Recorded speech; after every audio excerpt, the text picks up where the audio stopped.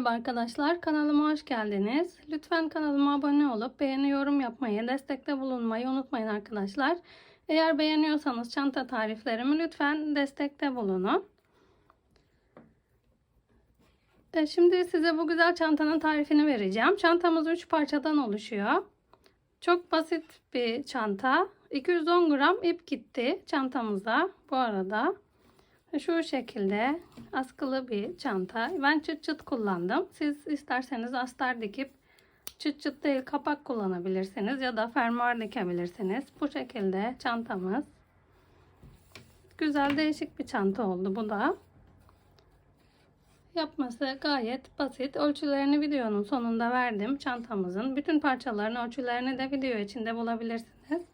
Askısını nasıl diktiğimi de gösterdim. Çantamızı örmeye başlayalım.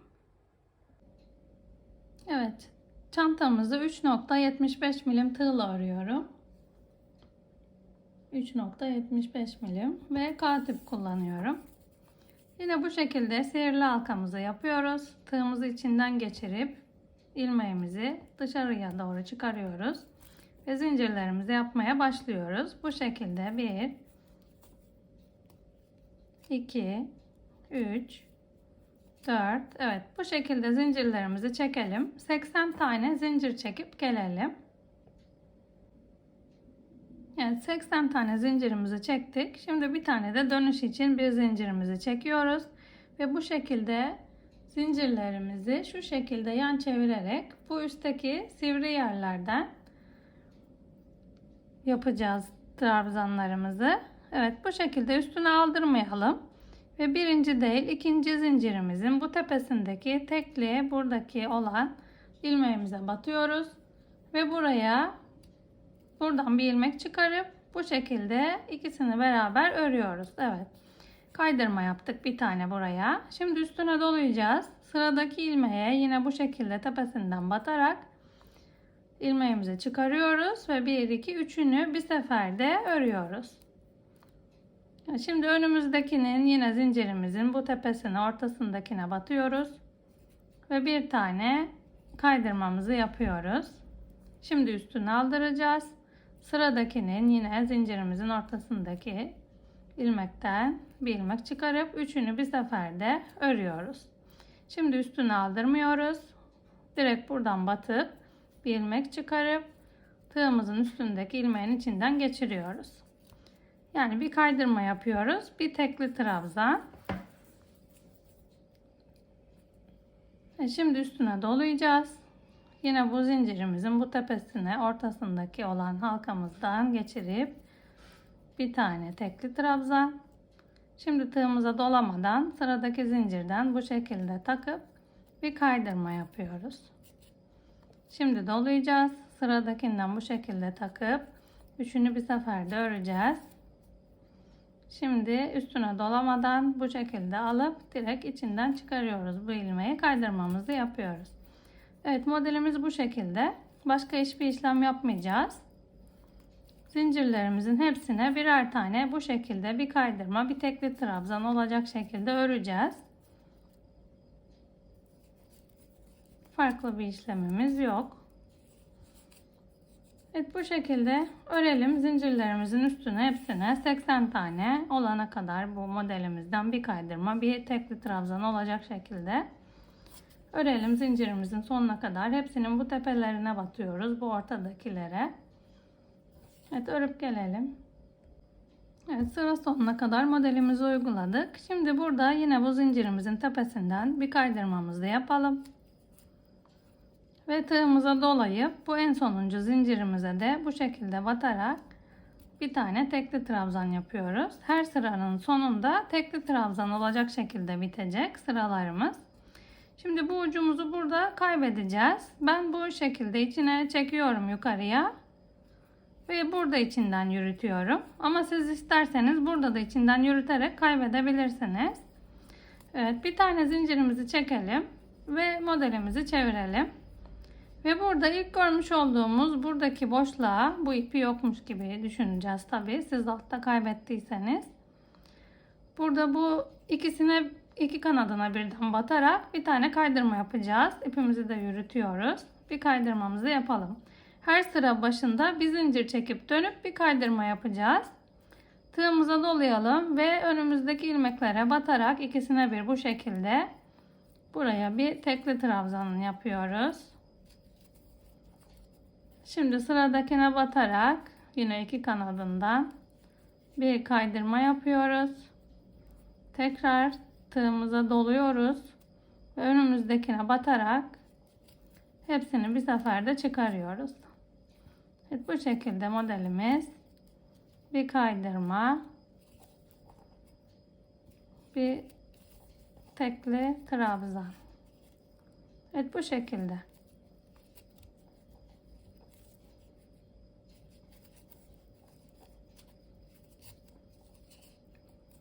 Sıramızın başına kadar yine bu şekilde örüp gelelim. Burada da nasıl döndüğümü göstereyim. Örüp gelelim. Evet, yine sıra sonuna kadar örüp geldik. Şimdi tekli trabzan yaptıktan sonra buradaki önümüzdeki yine ilmeğe batarak bu şekilde bir kaydırmamızı yapıyoruz. Tekrar üstüne doluyoruz ve bu en sondaki yine ilmeklerimize de batarak bir tane tekli trabzanımızı yapalım. Her sıranın sonunda bir tekli trabzan olacak şekilde bitecek. Bir zincir çekeceğiz ve modelimizi çevireceğiz. Her sıranın sonunda bu işlemi yapıyoruz. Şimdi önümüze ilk gelen ilmeğe batarak burada bir kaydırmamızı yapacağız. Üstüne dolayacağız. Önümüze denk gelen yine bu iki kanadından batarak ilmeğimize bir ilmek çıkarıp üçünü bir seferde öreceğiz. Evet, modelimiz sadece bu kadar. Bir kaydırma, bir üçlü bir seferde ör, bir kaydır, bir de tekli trabzan yapıyoruz. Üçünü bir seferde çıkardığımız, evet, bu şekilde. Modelimiz böyle görünüyor. Bu şekilde ilerleyecek. Başka hiçbir işlem yapmayacağız. Bitene kadar bu şekilde modelimiz yukarıya doğru çıkacak. Evet, şimdi kaç santim olduğunu ölçelim burada.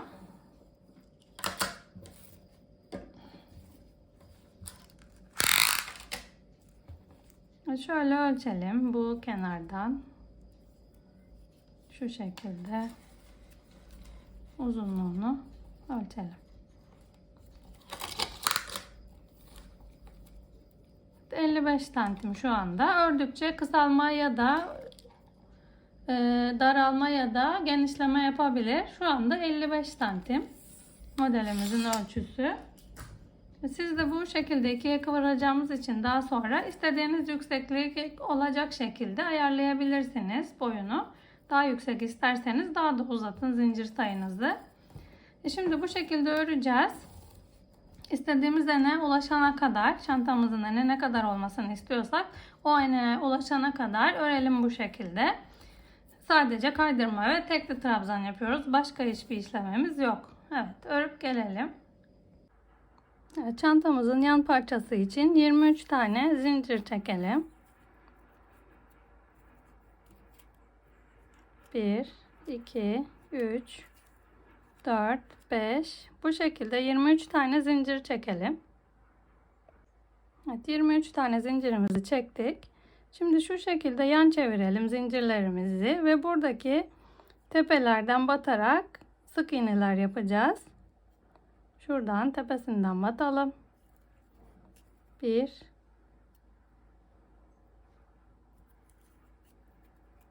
2, şu tepelere batıyoruz. 3, bu şekilde sık iğneler yapacağız. Bütün tepelerimize birer tane sık iğnemizi yapalım. Buraya kadar 22 tane sık iğne yapacağız buraya. Evet, 22 tane sık iğnemizi yaptık. Ve şimdi dönerken bir tane zincir çekiyoruz. 1 ve bu şekilde çeviriyoruz. Bu ilk baştaki sık iğnenin arka kanadından batarak sık iğneler yapacağız buraya. Sadece tek kanadından tutturalım sık iğneleri bu şekilde. Yani ikisine bir batmıyoruz. Bu arkadakine batıyoruz. Yine 22 tane sık iğne yapacağız bu şekilde.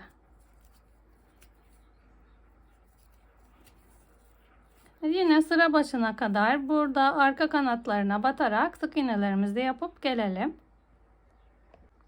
Evet, şu an 21 tane sık iğne yaptık ve burada sonuncuya da batıyoruz. Ve bununla beraber 22 tane sık iğnemiz olacak. Bir tane zincir çekiyoruz ve dönüyoruz ve tekrar bu dibindekinden başlayarak hepsine birer tane sık iğne yapacağız arka kanadından batarak. Evet, bu şekilde yan parçamızın örülüşü de bu şekilde olacak. Hep arka kanatlarına batarak öreceğiz. Her sırada döne döne bir zincir çekip döneceğiz ve bu şekilde arka kanatlarına batarak öreceğiz. Şimdi istediğimiz uzunluğa gelene kadar parçamız bu şekilde örelim. Kaç santim ördüğümü örüp geldikten sonra size söyleyeceğim. Örelim, gelelim. Evet, parçamız bitti. Bu şekilde oldu parçamız. Şöyle sayalım kaç sıra örmüşüm. 1, 2, 3, 4, 5, 6, 7, 8, 9, 10, 11, 12, 13, 14, 15, 16, 17, 18, 19 tane bu tepecikler oluştu. Şimdi eninin ölçüsünü vereyim ben. Evet, eninin ölçüsü 20 santim. Uzunluğu da şu şekilde ölçüyoruz.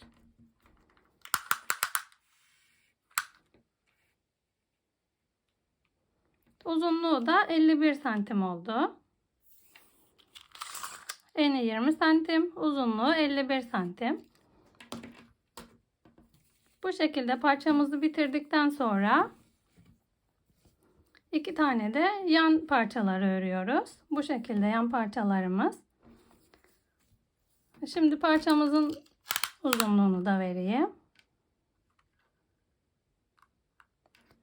12,5-13 santim eni. Şu şekilde de 17 santim uzunluğu oldu parçamızın. 17 santim. Evet, bundan 2 parçaya ihtiyacımız var. Bir de bu uzun parçaya ihtiyacımız var. 3 parçadan oluşuyor çantamız. Gayet güzel bir çanta. Şimdi yan parçaları buralara nasıl birleştirdiğimi anlatacağım. Evet, ben bu yan parçasını bu şekilde kaydırmayla birleştirdim. Şimdi nasıl birleştirdiğimi diğer yan parçasında size anlatayım. Ön tarafını çevirelim. Şu şekilde ön tarafından tutalım parçamızı. Ve çantamızın da bu kenardaki şu şekilde görünen tarafı ön yüzeyi çantamızın. Ve burada da bitirdiğimiz sıra neresi ise oradan tutuyoruz. Evet, bakalım bu tarafı önü. Buradan başlayacağız birleştirmeye. Kaydırma yaparak birleştirdim ben. Şu şekilde bir ilmekle şu üsttekine bir kez sabitleyelim ipimizi.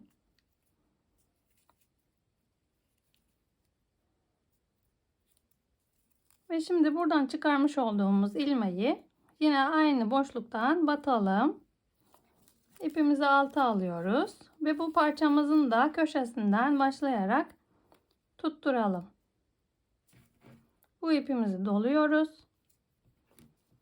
Hem bundan hem şimdi geçirmiş olduğumuz yerden yukarı doğru hepsinden beraber çıkaralım ilmeğimizi. Şimdi altındakinden batıyoruz. Şu 2 tane tutturuyoruz tığımıza. Ve burada sıradakinden önümüze şu sıranınkine batmıştık. Şimdi önümüzdeki sıranınkine batıyoruz. Şu şekilde ikisini birden tutturalım. İpimizi dolayalım ve yukarıya doğru çekip hepsinin bir seferde içinden çıkaralım. Kaydırma yapıyoruz yani. Tekrar sıradakine batalım. Ve önümüzdekinin şu şekilde içinden tığımızı geçirelim. İpimizi doluyoruz. Ve üçünü bir seferde çıkarıyoruz. Sıradakinden şöyle ikisini bir takıyoruz. İpimizi doluyoruz. Yukarı doğru hepsini bir seferde çıkarıyoruz.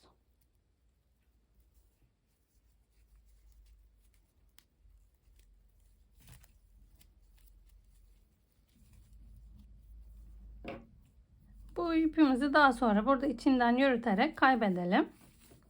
Evet, bu şekilde karşılıklı hepsini birbirine kaydırmayla birleştiriyoruz.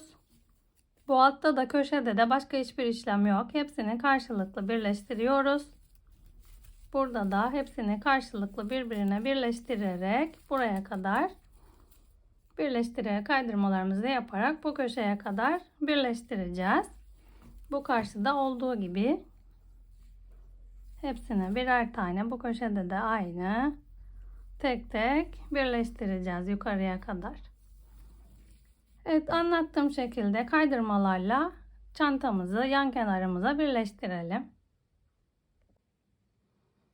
Kenarlarını birleştirdik kaydırma yaparak bu şekilde ve bu kenarımızı da birleştirdik. Evet, ipimizi burada kesip ucumuzu kaybettik.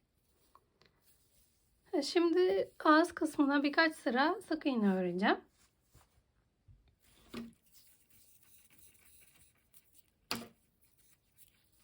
Şu yan kenarımızdan başlayalım. İpimizi ekleyelim burada. Bir zincirle sabitleyelim. İpimizi bir kez daha döndürelim. Şu aynı boşluğa bir sık iğnemizi yapalım. Bu ucumuzu da içinden yürütelim. Buradaki fazlalık ucumuzu iki kanadından batıyoruz. Normal sık iğne yapıyoruz.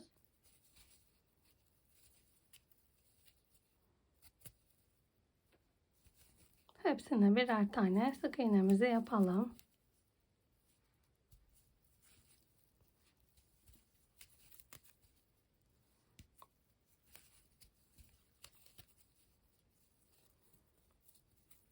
Tek tek hepsine birer tane sık iğnemizi yapacağız. Bu kenarımıza sık iğnemizi yaptım. Şu ön tarafı da göstereyim. Şöyle batarak üstteki deliklere, boşluklara sık iğnelerimizi oluşturalım. Yani bu şekilde iki kanadından da, tek kanadından da batabilirsiniz. İki kanadından da batabilirsiniz. Alması zor oluyorsa.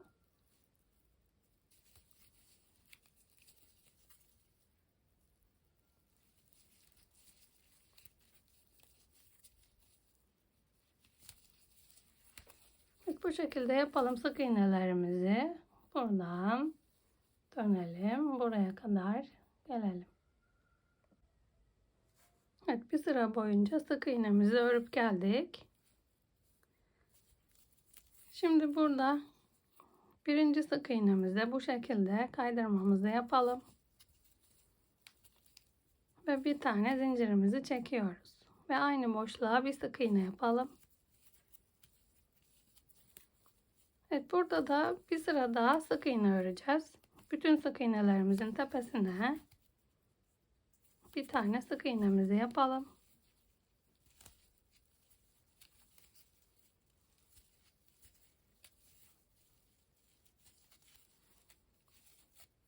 Evet, bu şekilde bu sırada da bir sıra boyunca sık iğnemizi örüp gelelim buraya kadar. Ve şimdi ben birkaç sıra sık iğne öreceğim burada. Şimdi kaç sıra ördüğümü örüp geldikten sonra size söyleyeyim. Bu ağzı toparlanana kadar, düzelene kadar sık iğnelerimizi örelim. Birkaç sıra. Kaç sıra ördüğümü daha sonra söyleyeceğim. Evet, sık iğnelerimizi örüp geldim. Burada 1, 2, 3, 4, 5, 6 sıra sık iğne ördüm. Bütün çevresi boyunca 6 kez döndüm. Yine burada kaydırma yapıp bir tane zincir çektim. Şimdi üstüne dolayalım. Ve bu birinci sık iğnenin içine batarak bu şekilde üçünü bir seferde örelim. Sıradakine yine bir tane kaydırma yapalım. Diğerine bir tane yine tekli trabzan yapalım. Üçlü. Sıradakine bir tane kaydırma yapalım. Tığımıza doluyoruz. Sıradaki sık iğneye batarak bir ilmek çıkarıp üçünü bir seferde örüyoruz. Aynı bu modelin aynısını burada uygulayacağız bir sıra. Evet, bu şekilde örüp gelelim bir sıra boyunca. Evet, bir sıra boyunca modelimizi uygulayıp geldim. Şimdi burada ipimizi keselim. Bu ucumuzu çıkaralım bu şekilde. Ve burada ilk başta yapmış olduğumuz trabzanın içinden geçirelim bu şekilde. Şimdi arka yönünü çevirelim ve buradaki ilmeklerin arasından arkaya doğru ipimizi çekelim. Evet, bu şekilde düzgün göründü bitiş yerimiz. Bu ucumuzu kaybedelim şimdi burada. İçinden yürüterek kaybedeceğiz. Ben çantamızın ağzına bir çıt çıt dikeceğim. Siz de isterseniz çıt çıt dikin ya da kapak da yapabilirsiniz. Daha sonra bu askıları dikeceğim buraya. Evet, askıları nasıl diktiğimi size göstereyim. Bu askımızı dikeyim. Diğer askımızı da nasıl diktiğimi göstereyim size. Evet, çantamızın askılarını diktim ben. Bu şekilde. Aynı böyle yerleştireceğiz. Ön kısmı da dikeceğiz. Zaten bir tarafını diktim. Şimdi nasıl diktiğimi burada size anlatayım. Şu şekilde şuradan gelen çizginin yanına askımızı yerleştirdim. Burada modelimizin bitmiş olduğu en son sıra, ilk yapmış olduğumuz yani sık iğne sıramız var. İpimizi oradan takalım. Şu sık iğnelerden geçirelim ve ipimizi buraya sabitleyeceğiz. Şöyle bir düğüm atalım buraya.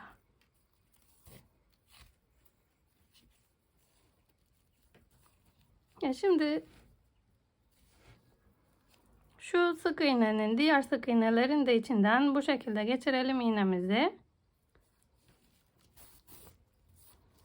Ve bu askımızın da buradaki deliğinden iğnemizi üste doğru çekiyoruz.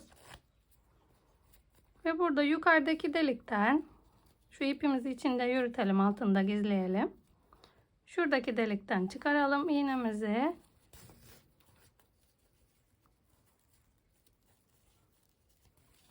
Ve bu sabitlemiş olduğumuz yerin üstündeki sık iğneden geçireceğiz içinden. Şu şekilde aralarında takalım. Şöyle yürütelim içinde iğnemizi. Ve bu taraftan çıkarıyoruz. Ve buradaki deliğimizden de dışa doğru çıkaralım. Bu delikten içe doğru geçirelim iğnemizi. Düzenlemelerimizi yapalım burada. Ve burada üstten ikinci sıradaki sık iğne sıramızdan, bu sıra değil, bu sıra modelimiz değil, ikinci sık iğne sıramızdan yine şu şekilde sık iğnelerin içinden bu tarafa doğru iğnemizi alalım. Ve buradaki deliğimizden iğnemizi çıkarıyoruz.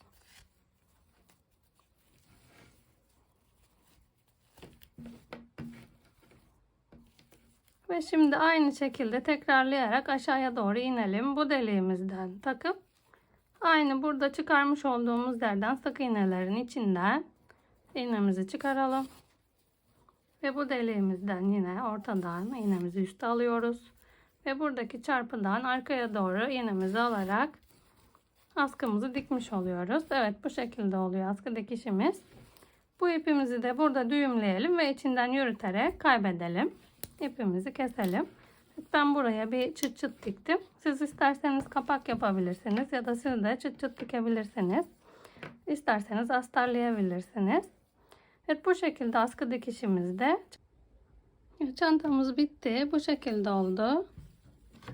Askılarımızı diktim. Şimdi ölçülerini vereyim. Çantamızın eni 33 santim oldu. 33 santim. Evet, çantamızın yüksekliği şöyle ölçeyim. 25 santim. Şuraya kadar ölçersek 22 santim oluyor. 22 santim. Yani dik tuttuğumuz zaman şu şekilde olduğu zaman 22 santim oldu. Evet, bu da çok güzel bir çantamız oldu. Çok pratik. 3 parçadan oluşuyor. Çok kolay bir çanta tarifi. Evet, beni Pinterest'te, Instagram'da, Facebook'ta, TikTok'ta da takip edebilirsiniz. Hepsinde Funda'dan El İşleri sayfalarımın ismi. Daha değişik, daha güzel çanta tarifleriyle görüşmek üzere. Yapacak olan herkese kolaylıklar dilerim.